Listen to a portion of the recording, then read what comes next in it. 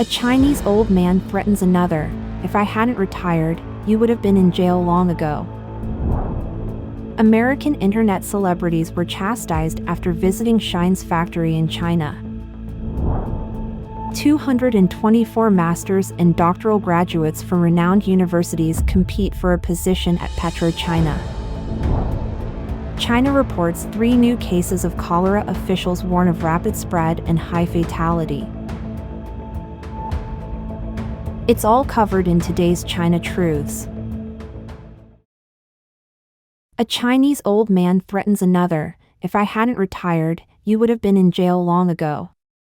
On June 28, a viral video emerged showcasing a confrontation between an old man and a passenger seated in the front row of a high-speed train, swiftly becoming a trending topic within Chinese online communities and generating considerable buzz across the web. According to the circulating videos, the incident occurred when an elderly couple entered a high-speed train and noticed that the passenger in front of them had slightly reclined their seat, forcing the old man's seat to be similarly adjusted in a reclined position.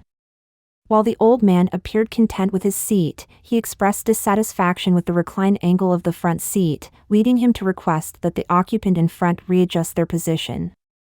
However, the old man's voice conveyed a tone of authority at the time, which irritated the man who sat in the front row, forcing him to ignore the elderly man's request.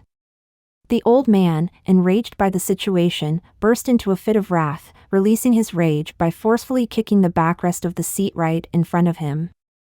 According to netizens, the old man's foot smacked the seat 7 times in a minute. Reacting to the disturbance, the young man occupying the front row turned around and inquired, "What are you trying to accomplish?" The old man retorted with the same question, prompting the young man to assert, "This is within my rights."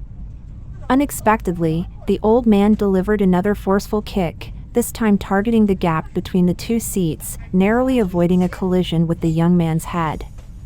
Unable to hold back his anger any longer, the young guy leaped to his feet and launched a verbal assault on the old man, saying, "You're out of your mind." In a retaliatory response, the old man angrily said, "No, it's you who's out of your mind." As widely acknowledged, the seats on high-speed trains are equipped with adjustable backrests to enhance passenger comfort. If this adjustment inconveniences those in the rear rows, it is customary for both parties to engage in a mutually agreeable negotiation to reach a satisfactory seat configuration. However, in this particular dispute, the old man demonstrated an arrogant approach from the start, worsening the developing situation.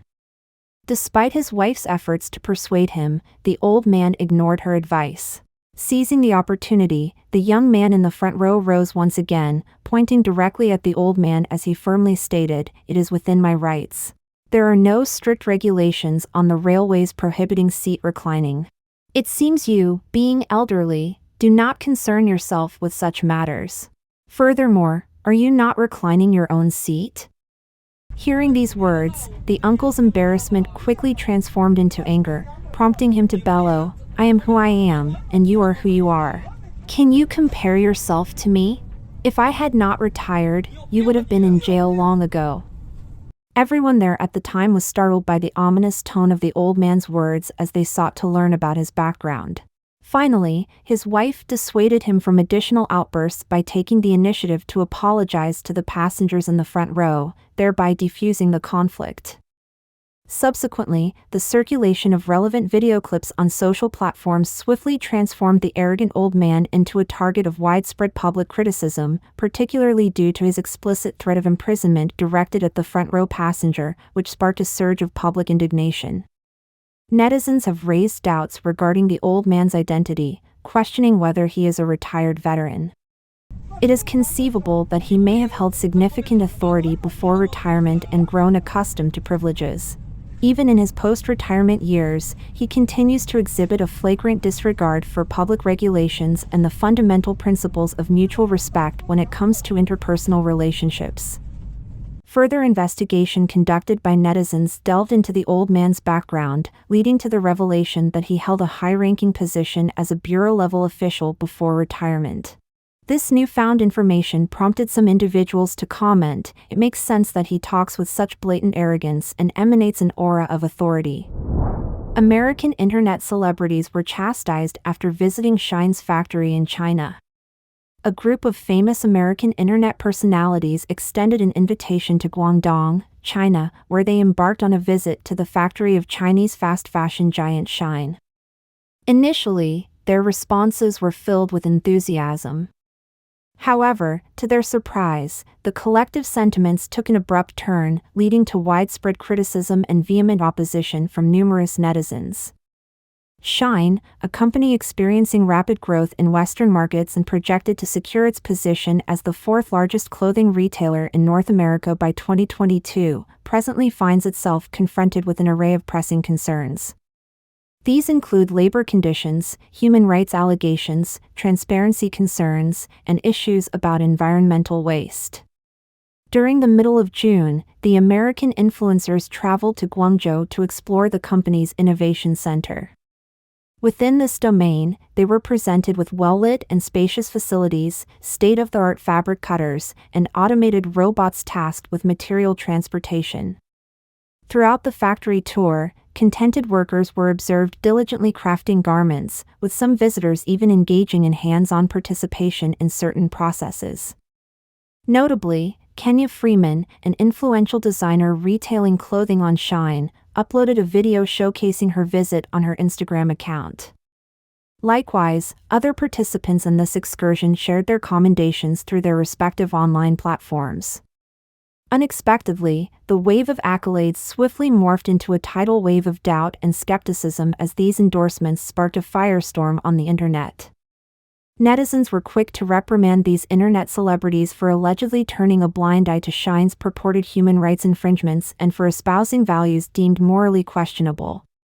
Freeman, in an interview with CNN, revealed the profound impact the unprecedented wave of outrage had on her mental well-being. She admitted to harboring apprehension about logging into her Instagram account for a while. Furthermore, Dani Carbonari, an influential plus-size internet personality and model who accompanied Freeman on the trip, faced allegations from netizens. Criticizing her, they claimed, "You are merely a puppet for a company that is both ravaging our planet and exploiting vulnerable workers without possessing the investigative prowess of a true reporter." In response, Carbonari took down a previous Instagram post that had praised Shine. The company's extensive advertising campaigns on platforms like TikTok, which highlight ultra-low prices and lightning-fast production speeds, have garnered significant attention. However, Shine's rapid expansion has been under scrutiny.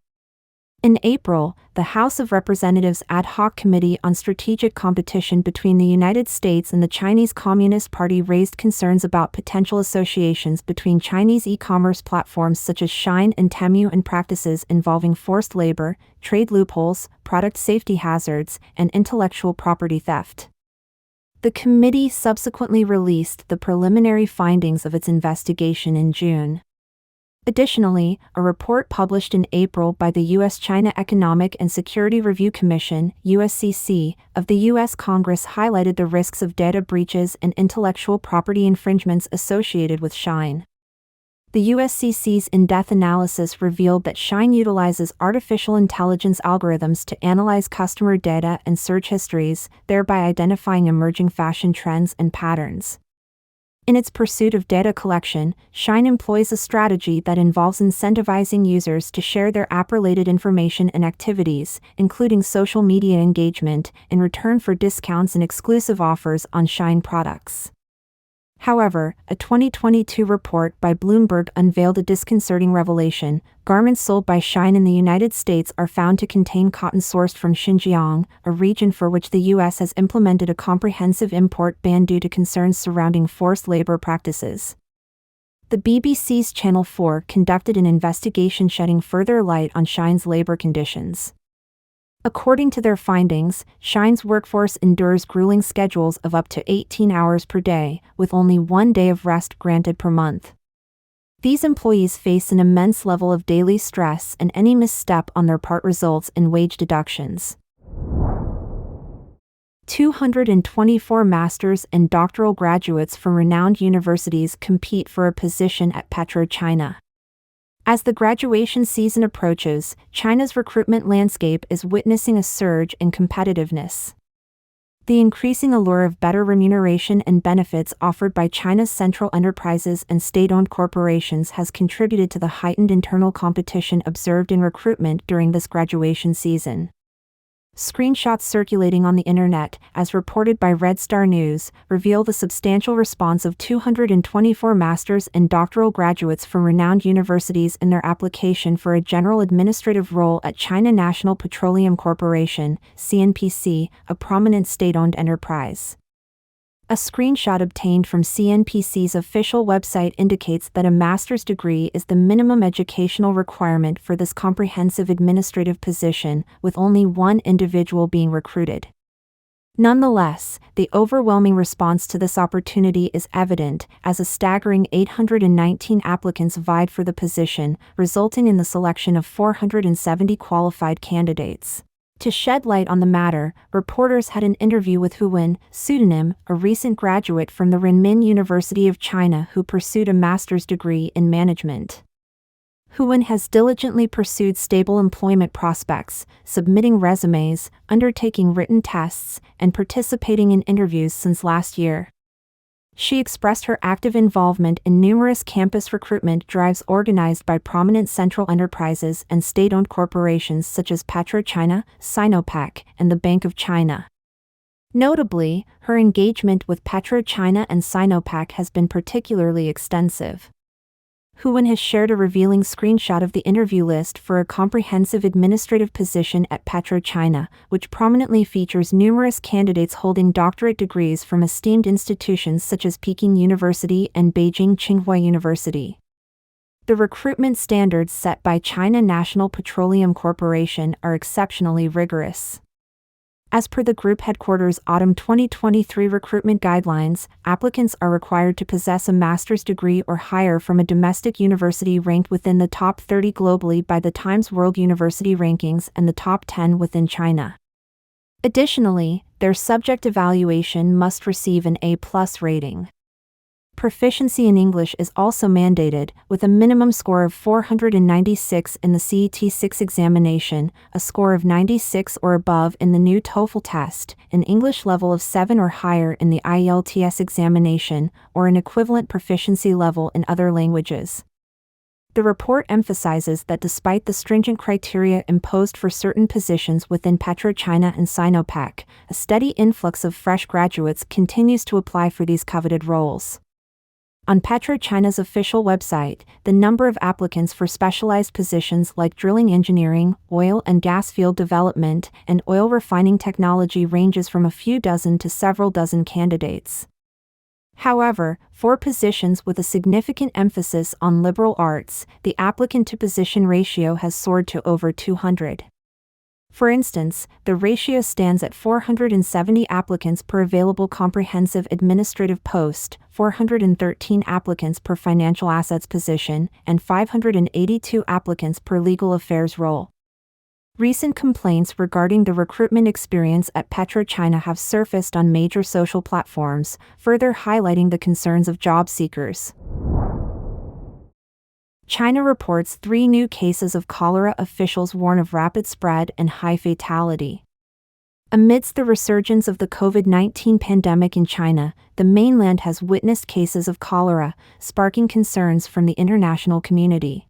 On June 27, the Chinese National Health Commission released an overview of the nationwide statutory infectious disease situation for May 2023. Notably, among the reported Class A infectious diseases, there were 3 cases of infection by Vibrio cholerae, the bacteria responsible for cholera. Upon reviewing past records, the report of cholera cases this time marks a reappearance after a gap of 6 months since 3 cases of Vibrio cholerae infection were reported in the mainland in October 2022. Cholera cases were previously rare in China, with only 5 cases reported in 2021 and 11 cases in 2020. In July of last year, Reuters reported that a student in Wuhan had been infected with Vibrio cholerae O139 strain, and cholera vibrios were also found in samples of soft-shelled turtles in the market. However, the authorities did not provide much response. According to the official website of the Hubei Provincial Health Commission, cholera is an acute diarrheal infectious disease caused by the infection of the small intestine with certain pathogenic strains of Vibrio cholerae. There are hundreds of strains of Vibrio cholerae, among which the serogroups O1 and O139 are known to cause cholera outbreaks and epidemics. It mainly spreads through direct fecal-oral contamination or by consuming contaminated water and food. Therefore, poor sanitation, unclean drinking water, and poverty are all triggering factors for cholera. Wherever cholera strikes, it has become synonymous with poverty, filth, and neglect. Severe cholera is characterized by sudden onset of acute watery diarrhea and can lead to death due to severe dehydration and kidney failure. Its extremely short incubation period, ranging from 2 hours to 5 days, makes the epidemic more prone to outbreaks, as the number of cases can increase rapidly. Approximately 75% of cholera infections do not exhibit any symptoms. An article from Mr. Science, a science communication new media platform founded and edited by renowned scientists, pointed out on their WeChat public account that the widespread occurrence of cholera still largely belongs to diseases found in poor and underdeveloped countries. These countries often lack a sound and effective public health management system. Even if there are advanced technology and research centers, without an effective public health management system, lack of personal hygiene management, and improvement in public scientific literacy, any efforts would be in vain.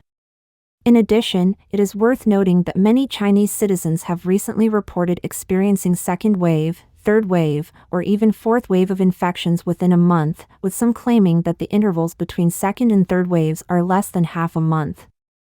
The weekly epidemic report released by the Beijing Municipal Health Commission for June 19 to 25 also indicates that COVID-19 infections are still the most prevalent.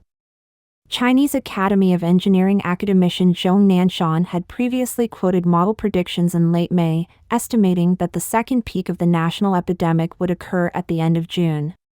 Furthermore, over the course of the 3-year Chinese epidemic, there have been several incidents of collective norovirus infections in schools.